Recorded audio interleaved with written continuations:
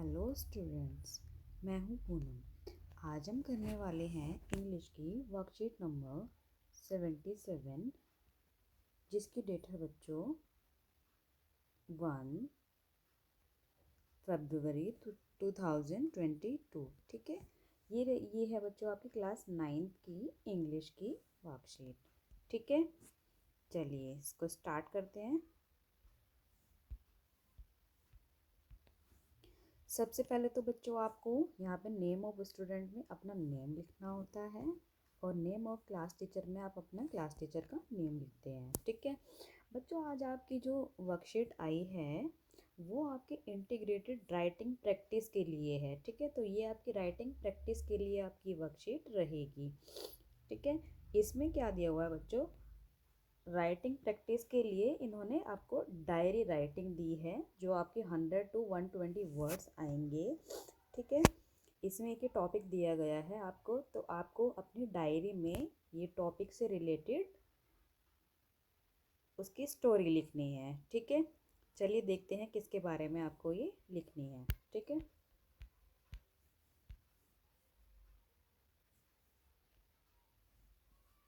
Imagine you are Bruno the bear from bond of love story.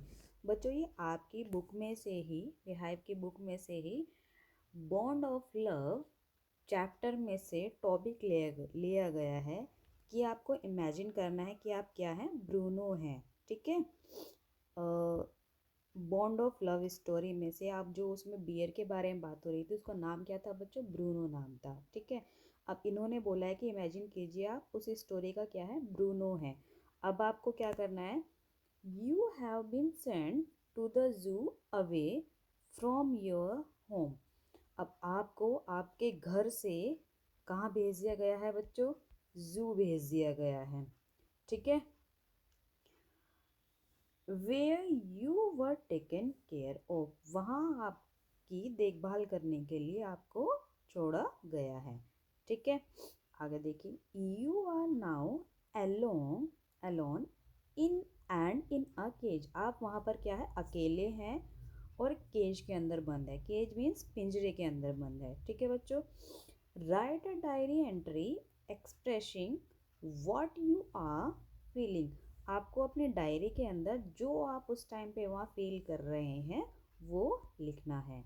ठीक है बच्चों, diary आप जानते हैं कि आप जब जैसे डायरी लिखना शुरू करते हैं उसमें आप सबसे पहले टाइटल डालते हैं। क्या डालते हैं बच्चों, डियर डायरी। उसके बाद आप लिखना शुरू करते हैं। तो इन्होंने आपको टॉपिक बता दिया है कि आपको इमेजिन करना है कि आप ब्रूनो हैं और आपको आपके घर से दूर जू में भेज दिया गया है आपकी देखभाल के लिए, और आप वहाँ एक पिंजरे के अंदर बंद है अकेले। तो आपको अपनी फीलिंग्स जो आप वहाँ पे महसूस करेंगे वो आपको अपनी डायरी में लिखनी है। ठीक है बच्चों, चलिए इसको हम कैसे लिखेंगे मैं बता देती हूँ। इसको हम बच्चों इस तरीके से लिख सकते हैं, जैसे if I was in the place of the Bruno, the bear alone in the cage, away from my relatives and other creatures or human beings which have a great bond of love with me.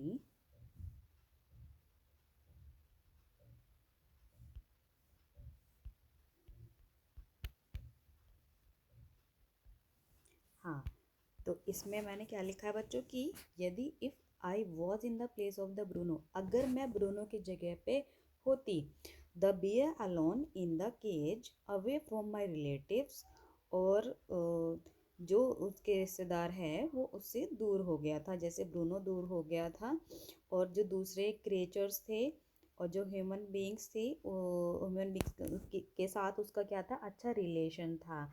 उनके घर में जो जब वो रह रहा था, कौन, ब्रूनो रह रहा था, तो सेम एज अगर हम भी उसकी जगह होते तो हमारा भी अच्छा रिलेशन बना हुआ होता है घर में। ठीक है, और हमें अगर घर से दूर भेज देते हैं तो हमें कैसा महसूस होता है, बेकार महसूस होता है। ठीक है, आई फेल्ट सो बैड, मैं कैसा महसूस करती, बहुत बेकार महसूस करती। ठीक है, I will not eating any thing and always think about them only, और मैं वहाँ पर कुछ नहीं खाती और सिर्फ उनके बारे में ही सोचती रहती अपनी फैमिली के बारे में, ठीक है।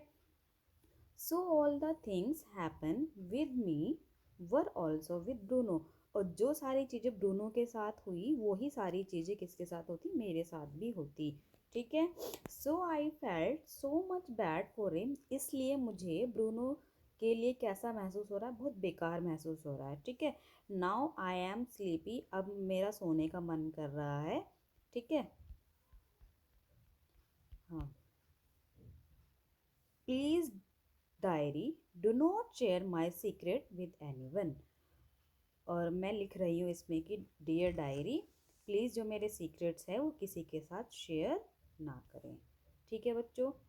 तो आप इस तरीके से आप डियर डायरी के अंदर ये टॉपिक से रिलेटेड कंटेंट लिख सकते हैं, ठीक है बच्चों। आप इसको नोट कर लीजिए जल्दी जल्दी।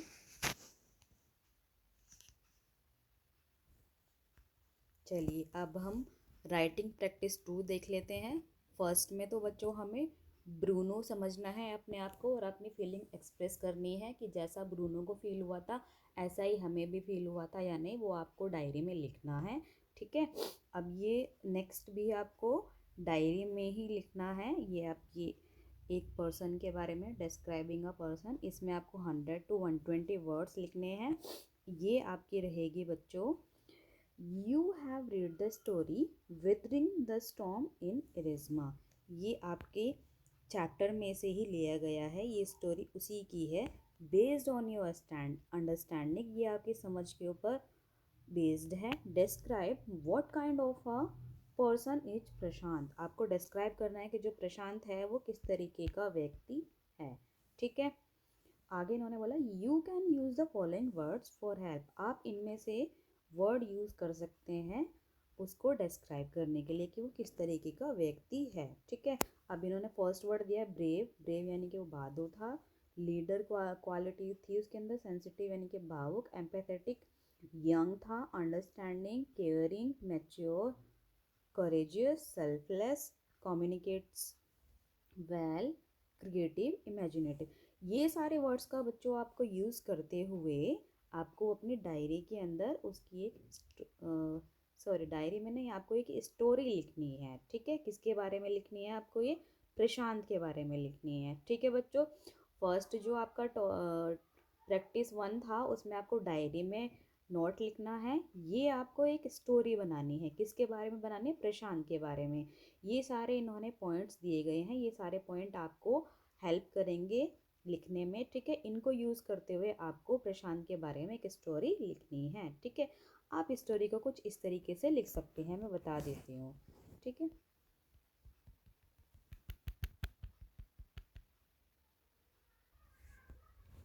चलिए मैंने इस प्रशांत से रिलेटेड यहाँ पे कुछ पॉइंट्स लिखे हैं, वो जो वर्ड्स आए थे उन्हीं का यूज़ करते हुए मैंने ये वर्ड लिखे हैं यहाँ पे, ठीक है बच्चों। चलिए स्टार्ट करते हैं।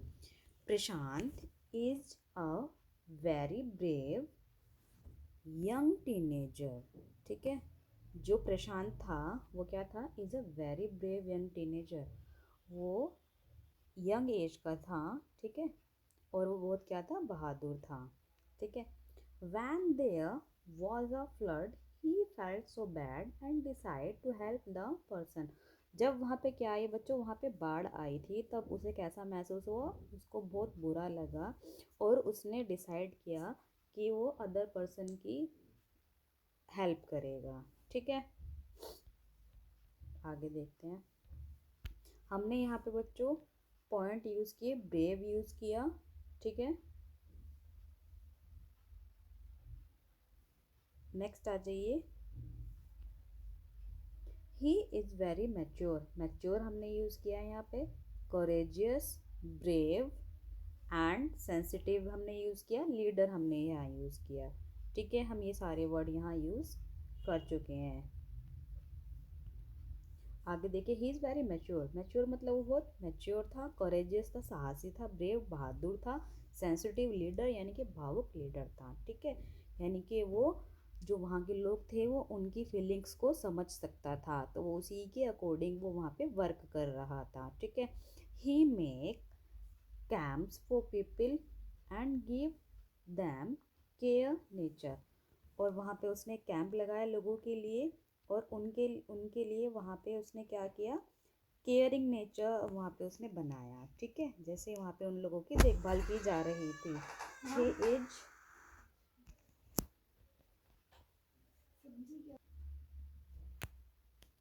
इज आगे स्टार्ट करते हैं बच्चों। He is empathetic, caring, understanding in nature. वो क्या था बच्चों, सब लोगों के वहाँ पे, क्योंकि वो वहीं का ही था तो वो केयरिंग नेचर का था, यानी कि वो वहाँ की प्रकृति को समझ सकता था और उसका जो नेचर था वो अंडरस्टैंडिंग था, यानी कि जो भी वहाँ पे हो रहा था वो सब महसूस कर रहा था। ठीक है, आगे देख लेते हैं। For the food packets he is very well symbol to helicopters in chapters, which shows his well creative, communicative and imaginative in nature। अब फूड पैकेट्स के लिए क्या किया था उन्होंने, वहाँ पे क्या आए थे बच्चों, हेलीकॉप्टर्स आए थे। ठीक है, चैप्टर में। अब उससे हमें क्या दिखता है कि वो क्या है, वो क्रिएटिव है, कम्युनिकेटिव है, इमेजिनेटिव है। ठीक है, यानी कि वो उसने दूसरे लोगों से बातचीत करके वहाँ पे हेलीकॉप्टर्स मंगाए, वहाँ बताया उसने, ये सारी चीज़ें आपके चैप्टर के अंदर आई है। ठीक है, तो उससे हमें दिखता है कि वो क्या है, वो कम्युनिकेटिव नेचर का है। नेक्स्ट, ही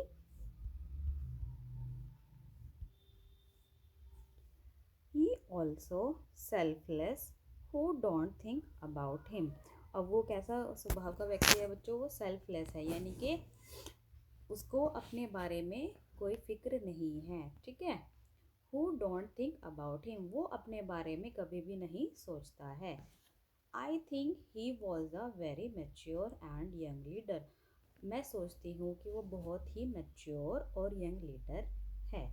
ठीक है बच्चों, तो ये सारी क्वालिटीज़ जो अभी हमें जो वर्ड्स मिले थे कि हमें उनको यूज़ करते हुए उसके बारे में लिखना है, तो वो सारी चीज़ें यहाँ पे आई है। जैसे यहाँ पे ब्रेव हमने यूज़ किया। ठीक है, मैच्योर, कोरेजियस, फिर से ब्रेव, सेंसिटिव लीडर। ठीक है, empathetic, caring, understanding, creative, communicative, imaginative. ठीक है बच्चों, और लीडर हम ले चुके हैं, यंग लीडर। ठीक है, तो ये सारी क्वालिटीज़ थी बच्चों प्रशांत के अंदर। इस तरीके से आप इसको स्टोरी राइटिंग को लिख सकते हैं। ठीक है बच्चों, मुझे लगता है सारे बच्चों को ये वर्कशीट अच्छे से समझ आ गई होगी। किसी को कोई प्रॉब्लम हो, कोई क्वेरी है तो आप मुझे कमेंट करके पूछ सकते हैं। ठीक है, और बच्चों मेरी वीडियोस को ज़्यादा से ज़्यादा देखने के लिए आपको ये चैनल सब्सक्राइब करना पड़ेगा, क्योंकि उसी से मुझे मोटिवेशन मिलेगा कि बच्चे मेरी वीडियोस देख रहे हैं। मेरी वीडियो को आप लाइक कीजिए, सब्सक्राइब कीजिए। ठीक है, अगर आपको पसंद आए तो शेयर करना मत भूलिएगा। ठीक है, थैंक यू बच्चों।